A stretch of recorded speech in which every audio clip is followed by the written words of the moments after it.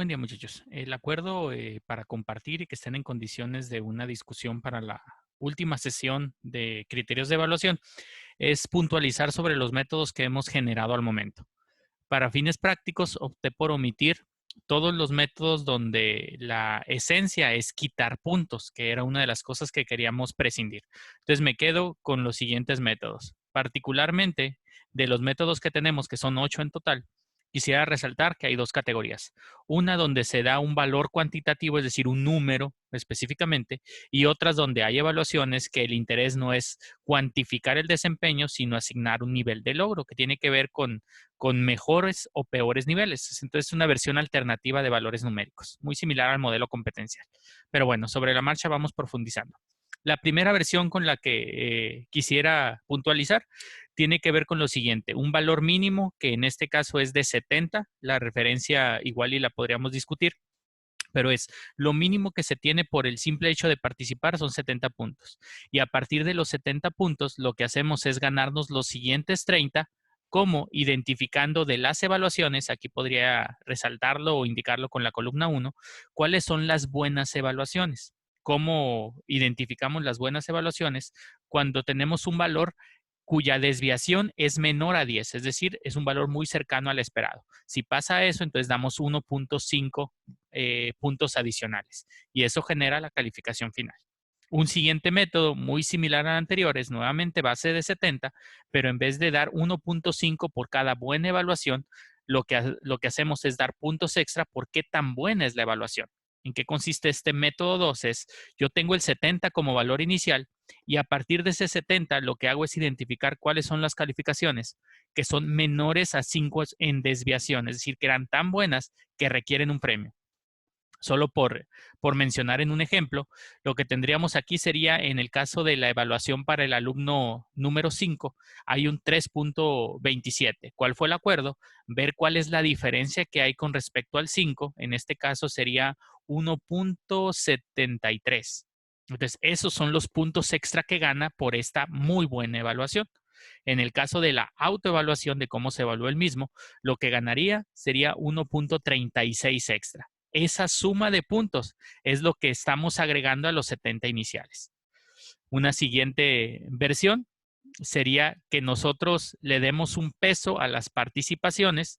En este caso, para obtener un valor porcentual es, yo identifico todas las calificaciones y esas valen el 100% en participación. Al dividirlo entre 24 ya sabría cuál es el valor que le toca a cada evaluación. Entonces, ¿qué es lo que hago? Yo considero como una buena evaluación, en este caso, la propuesta fue que el valor sea menor a 10. Entonces, identifico del total de evaluaciones cuántas eran menor a 10.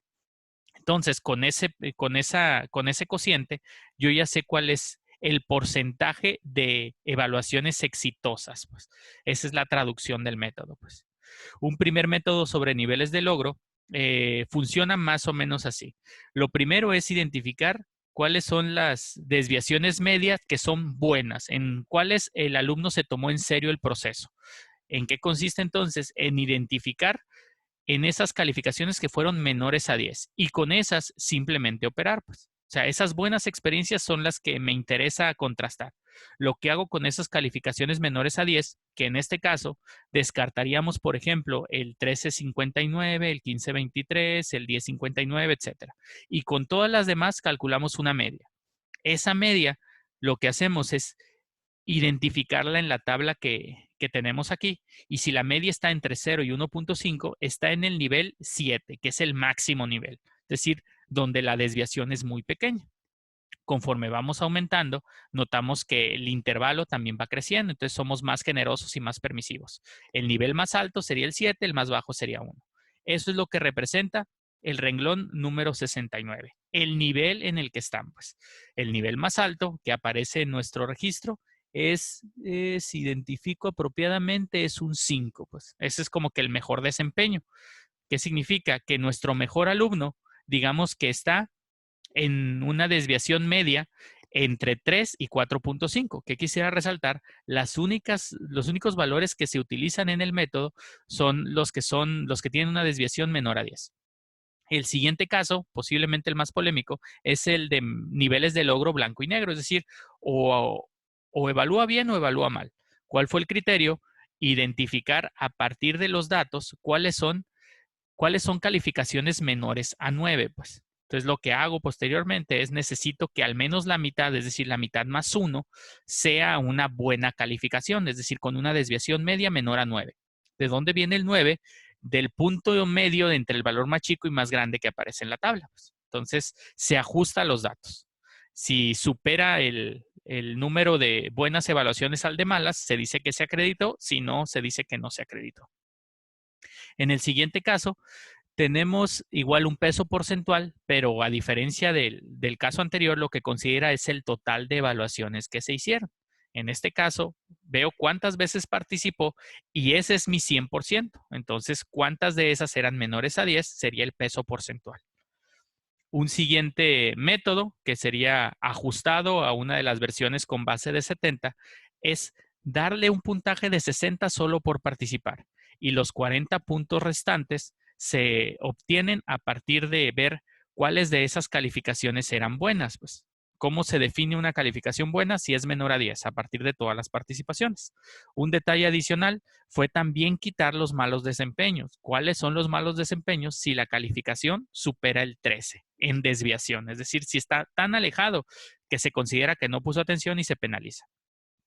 Una versión similar a este es nuevamente con base 70 y también penalizar las que son, en el último caso tenemos base 70 y ahora los 30 puntos restantes tienen el mismo valor con respecto al total de resultados que se compartieron. Es decir, si evaluó solo a 10 individuos, lo que estaríamos diciendo es que esos 10 evaluaciones valen 30 puntos, 3 cada uno.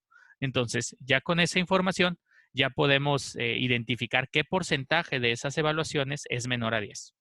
Y con eso terminamos.